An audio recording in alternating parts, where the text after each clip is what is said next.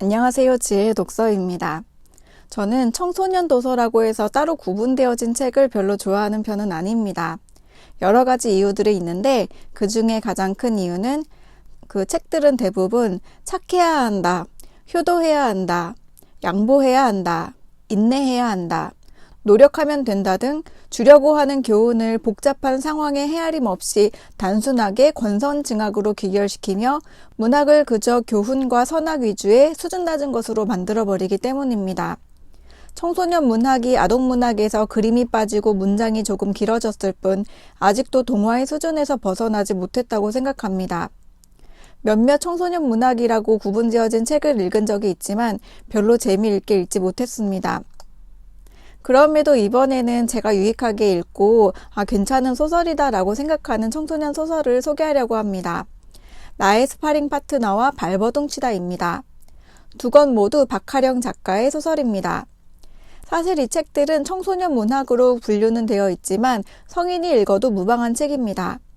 그들이 겪는 상황은 가정과 학교에서 벌어지는 일이지만 읽어보면 단순히 가정과 학교로 국한되는 것이 아니라 회사와 사회로까지 확장시킬 수 있는 상황과 주제입니다. 그래서 이런 책이야말로 청소년 문학에 해당하는 책이다라고 생각했습니다.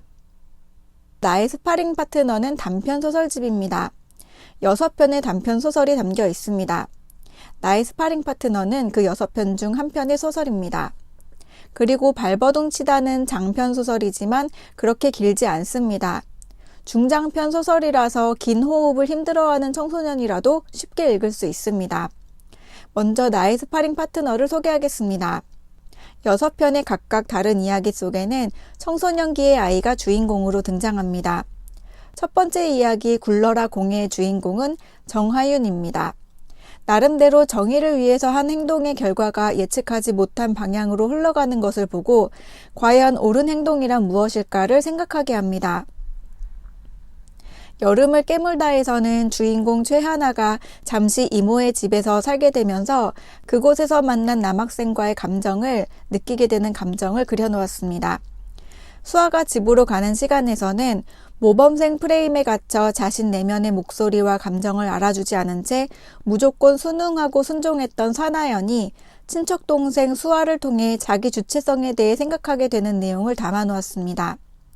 너는 나의 스파링 파트너는 한 불량 학생의 계략에 휘말리다가 이러면 안 되겠다라고 생각하고 자신의 주체성을 회복하고 키워가는 강현민의 이야기입니다. 마이 페이스는 강주희를 통해 가족이 요구하는 페이스에 또 친구들을 보며 느껴지는 상대적인 페이스에도 휘말리지 않고 자기만의 페이스를 갖는 것에 대한 이야기를 합니다. 마지막 발끝을 올리고에서는 단짝 친구 4명에서 뭉쳐다니던 어느 날 학원 폭력을 당하게 되고 그 후에 4명 사이에서 일어나는 관계의 변화, 상황의 변화를 그리고 있습니다. 서다미를 주인공으로 친구와 우정에 대해서 사람과 관계에 대한 고찰이 아주 적나라하고 현실적으로 그려놓았습니다. 저는 6편 다 좋았지만 특히 여름을 깨물다에서 느껴지는 감정이 좋았고 수아가 집으로 가는 시간과 발끝을 올리고에서 던지는 주제가 마음에 와닿았습니다. 아마 자신이 어떤 경험을 했느냐, 어떤 시간을 살았느냐에 따라 그 6편 중에서 더 끌리는 소설이 각각 다를 것입니다. 여러분이 읽는다면 어떤 소설이 가장 마음에 들지, 그리고 또 어떤 생각을 하게 될지가 궁금합니다. 단편이지만 그 이후에 생각하고 느낄 수 있는 것은 결코 짧지 않은 그런 6편의 소설들입니다. 두 번째 소개하려는 책은 발버둥치다입니다. 앞서 소개한 책의 등장인물들이 주위에서 흔히 볼 수 있는 비교적 평범한 사람들이 등장했다면 발버둥치다의 등장인물은 특수합니다. 주인공 소녀의 이름은 서유나이고 18살입니다. 유나가 비교적 특수한 이유는 코다이기 때문입니다. 코다는 청각장애 부모를 둔 비장애인 자녀를 가리키는 말입니다. 부모님은 유나가 비청각장애인으로 태어난 것이 다행이지만 조금은 아쉽다는 생각도 합니다. 왜냐하면 비청각장애인과 청각장애인의 세상은 구분되기 때문입니다. 그래서 언젠가 유나가 비청각장애인의 세상으로 떠나 확연히 자신들과 구분짓지는 않을까 하는 염려가 있습니다. 이 소설은 그런 감정들을 숨기지 않고 거론합니다. 그런 점이 저는 마음에 들었습니다. 게다가 이 소설이 던지는 메시지도 기존의 청소년 소설들과는 다르다고 생각한 것은 작가가 쓴 유나의 행동 방향 때문입니다. 소설은 유나가 토론대회에 참가하는 장면으로 시작합니다. 학교별로 선발된 대표 토론자들이 나와서 토론하는 대회인데 유나가 월등한 실력으로 학교 대표자로 뽑혔습니다. 하지만 화장실에서 다른 학교 학생들이 하는 대화를 듣고 도망쳐 버립니다. 그들의 대화는 이랬습니다. 봤어? 그 똥색 한복 입은 아줌마 손버둥 치면서 버벅거리던 거? 유나는 바로 자기 엄마를 두고 한 말임을 모를 수가 없습니다. 유나는 엄마에게 대회장에 오지 말아달라고 말했는데 엄마가 왔던 것입니다. 우리는 이렇게 생각할 수 있습니다. 유나 요거 아주 못됐네. 어떻게 엄마를 창피하게 여길 수가 있지? 많은 청소년 문학 작가들이 그런 점을 꼬집고 그러면 안 된다는 것을 넌지시 풀어나갈 것입니다. 하지만 박하령 작가는 유나의 입장에서 이렇게 말합니다. 오시지 말라고 아침에 그토록 수없이 오빠가 말했건만. 엄마는 나와 눈을 맞추고 고개를 끄덕이면서 걱정하지 말라고 내게 다짐했었다. 손가락까지 걸어놓고서 기어코 왔다. 우리 엄마는 그런 분이다. 엄마는 사랑을 표현하는 일에는 브레이크가 없어도 된다고 생각한다. 엄마식의 사랑 표현은 이 세상 그 누구도 막지 못할 엄마만의 정당한 권리라고 믿고 있으니까. 그러므로 당신이 해야겠다고 생각하면 한다. 내가 원하든 원치 않든 그건 상관없다. 엄마가 건네는 건 사랑이니까. 동기가 순수함으로 무조건 줘도 된다고 믿는다. 그것이 상대에게 넘겨졌을 때 어떻게 변질될 수 있는지까지는 절대 헤아리지 않는다. 그런 의미에서 우리 엄마는 온화한 독재자다.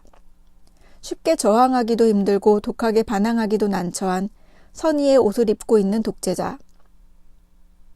토론장에서 도망쳐 나오는 유나에게 이런 문자가 도착합니다. 아가, 어디? 엄마의 문자입니다. 여기서 유나의 감정은 이렇습니다. 딸랑 두 어절이지만 그 안에는 엄마의 끈적이는 안타까움이 가득하다. 엄마의 안타까움은 내게 아프게 와닿다 못해 짜증을 유발한다. 엄마는 늘 나를 아가라고 부른다. 난 그 말이 정말 싫다. 마치 엄마의 영원한 아가로 존재하라는 명령처럼 들리기도 하고 또 그 말이 가진 특유의 연대감이 영원히 풀 수 없는 거대한 족쇄처럼 여겨지기도 한다. 포대기에 엎인 아가로서 엄마의 등에서 천상의 안락함을 느끼기보다는 늘 엄마 뒤에서 엄마의 애잔함을 읽는 운명을 가진 수인이 된 기분이 든다. 유나는 아주 어릴 때부터 부모님의 귀와 입의 역할을 해왔습니다. 친구들과 노는 것보다 그리고 공부보다 부모님의 일이 우선시 되어야 했습니다. 청각장애에 부모를 두었다는 책임감과 책무감에 온전히 순응하며 자신이 해야 한다고 생각하는 일들을 해왔습니다. 그러다 18살이 된 지금 그런 자신의 형편에 대해 짚어보고 생각하게 되는 일들이 벌어집니다. 자꾸 다른 청소년 소설이라면 어떨까라고 생각하면서 비교하게 되는데 만약 다른 소설이라면 유나가 내가 이러면 안 되지라고 반성하며 부모의 사랑을 다시 깨닫게 되는 단순한 결론으로 귀결되지 않을까라는 생각이 들었습니다. 더불어 독자는 그런 유나를 대견스럽게 여기며 장애인의 애환을 이해하고 그들을 차별하면 안 되겠다는 생각을 갖게 되지 않을까 싶습니다. 하지만 제가 이 소설을 좋게 읽은 이유는 그렇게 단순하게 이야기되지 않기 때문입니다. 유나의 부모님은 유나가 필요합니다. 유나는 그런 가족으로부터의 의무감과 책임감에 대비하여 자기 자신의 정체에 대한 고민을 합니다. 무조건 효도가 옳다는 단순한 패러다임을 넘어서 올바른 가족 간의 거리와 개인의 주체성에 대해 말하고 있습니다. 그런 면에서 이 소설은 청소년이 읽기에도 훌륭하지만 청소년을 자녀로 둔 부모님이 읽기에도 아주 좋은 소설입니다. 유나의 친구들은 3명이 등장합니다. 한 명은 유나의 남자친구 진희수입니다. 그에게 자신의 부모님에 대해 아빠는 대기업 회사원이고 엄마는 첼리스트라고 거짓말을 했습니다. 학교 단짝으로는 신주은과 우승미가 있습니다. 신주은의 부모님은 두 분 다 교수이고 아주 부유한 생활을 합니다. 우승미는 7남매의 장녀이고 부모님과 할머니까지 총 10명의 대식구입니다. 친구들은 모두 겉보기와 달리 그 속에는 온전하지 못한 가정의 사정들을 갖고 있는데 서로는 각자 자신의 사정에만 빠져서 세상을 넓게 바라보지 못할 뻔한 서로에게 깨뜨려야 할 것을 깨주는 망치가 되어주고 다음으로 나아가야 할 방향의 디딤돌이 되어주며 함께 성장해 갑니다. 유나의 부모님이 유나를 자신들의 뜻대로 양육하는 것처럼 유나의 어머니 역시 그렇게 양육받았다는 사실이 드러납니다. 소설의 중반부를 넘어가면서 유나의 외가 쪽으로 이야기가 확장되는데 가정에 고립되어 있던 유나가 외가로까지 관계가 확장되면서 이야기는 새로운 국면으로 접어듭니다. 물론 다소 뻔할 수 있는 연계의 청소년 소설다운 해피엔딩이지만 결코 유치하지는 않습니다. 앞서 소개한 나의 스파링 파트너와 발버둥치다 둘 다 문체는 청소년들이 읽기에 아주 적절하고 서술 면에서도 표현의 정확성과 비유의 적절함이 뛰어나 감성과 논리의 폭을 확장시킴에 있어서도 훌륭한 책입니다. 여기서 저는 발버둥치다의 작가의 말을 이 전문을 소개하고 싶습니다. 작가의 저작 계기와 의도가 아주 진솔하게 다가오고 또 더 깊이 이 소설에 대해서 생각하게 합니다. 읽어드리겠습니다. 커피숍에 혼자 있다 보면 본의 아니게 사람들이 나누는 이야기를 듣게 될 때가 있다. 엄마들 한 무리가 모여 자기만의 가치 기준으로 아이들을 재단하고 평가하는 이야기를 듣고 있자니 마음이 불편해졌다. 극히 비합리적인 신념일 수 있는 그들만의 치우친 잣대로 가늠당할 아이들이 떠올라서다. 엄마는 따스한 존재지만 엄마여서 더 유해할 수도 있다.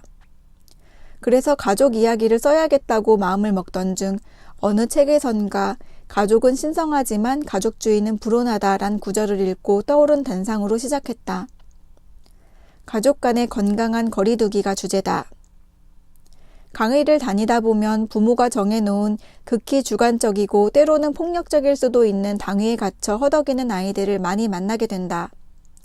그런 아이들은 대개 부모의 기대치에 부응하지 못했다는 사실 때문에 죄책감 속에 자신을 가둔다. 죄책감은 가족 체계의 역기능적인 증상으로 아이들의 날개를 꺾는 일이다. 그렇게 되면 아이들은 자신의 개체성과 고유성은 존중받지 못한 채 자기 자신으로 살아갈 길을 잃는다. 그리곤 애증으로 범벅이 된 감정 공동체인 가족의 일원으로 살면서 서로를 핥히는 소모전을 지속하게 된다. 가족 구성원이 각자의 건강한 독립과 경계선을 지킬 때 가족은 진정한 안식처가 된다. 가족 판타지로 인해 가족이란 늪에서 허덕이는 아이들에게 자아 분할을 권하고자 한다. 혈연은 운명이지만 무조건 감싸 안고 뒹굴기만 하는 게 능사가 아니라 그 안에도 우리가 통제할 수 있는 것은 분명히 있음을 깨닫고 발버둥쳐야 한다. 내가 바로 서야 가족도 사랑하게 된다. 발버둥은 거대한 파도의 이한류에 휩쓸리지 않고 자기가 원하는 곳으로 가겠다는 의지의 표현이다. 나 역시 오늘도 발버둥친다. 작가는 이런 자신의 의도를 소설 속에 훌륭하게 녹여놓았습니다. 저는 여러 군데를 북마킹하면서 읽었습니다. 앞서 말씀드린 대로 청소년이 읽기에도 좋은 소설이고 청소년을 자녀로 둔 부모님도 청소년에 대한 이해를 위해 읽기 좋은 책이며 또한 자아 분화가 필요한 성인 모두에게도 생각할 거리가 되는 좋은 책입니다. 이번 영상은 여기까지입니다. 박하령 작가의 소설 2권을 소개했습니다. 6편의 단편 소설이 담긴 나의 스파링 파트너, 그리고 중장편 소설 발버둥치다였습니다. 지혜 독서였습니다. 감사합니다.